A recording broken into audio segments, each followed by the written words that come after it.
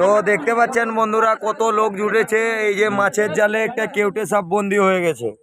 এটা মাছের জাল জমিনে পেতেছিল মাছের জন্য, ওর মধ্যে একটা কেউটে সাপ বন্দি হয়ে রয়েছে। চারিদিকেই লোকের সমাগম দেখতে পাচ্ছ, আগা পোছা। তো ভাই একটু ডিস্টেন্স করো, জায়গাটা খালি করো, একটু ফারাক রাখো। বারকাই দেখায় বা চদাদা দেখায় ও তুই মুখে ওরকম আড়াই রাখবো, ওরকমই রাখবো ক্যামেরাটা। আরে আঙুল চলো, সাপের নামই মাউসের ভয়।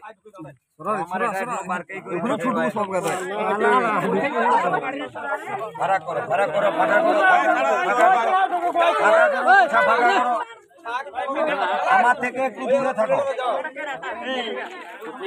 হ্যাঁ বাবু, সাপের মুভমেন্ট বোঝা মুশকিল।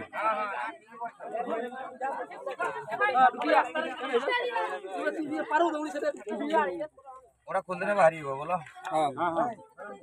চুকা দেখায় রে এক হোগে তোরে যদি সাপ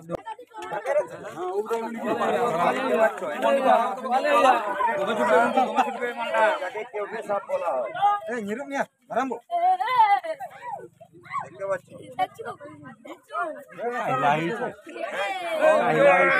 কিছুই হয়নি, ওটা কামড়ি না মুশকিল করি।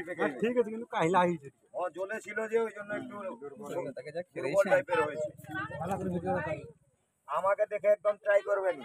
তো এটাকে আমাদের গ্রামগঞ্জের লোক অনেকে গেঁড়ি ভাঙা তপ বলে, ইংরেজিতে এটাকে মনোক্লেট কোবরা বা স্পেটিং কোবরা বলা হয়।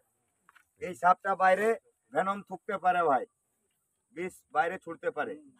তো এর বিষ যদি সামনে পড়ে চোখে লেগে যায়, জল দিয়ে না ওয়াশিং করা হয়, তাহলে লোকটা অন্ধ পর্যন্ত হতে পারে। ঠিক আছে, তো চলো একে এখান থেকে আমরা উদ্ধার করলাম এবং অভয়ায় আজাদ করে দেবো। হ্যাঁ, জালটা কাটটা নিয়ে যাবো, কোনো অসুবিধা নেই। বাংলায় বলো, কমেডি দেখো তুই।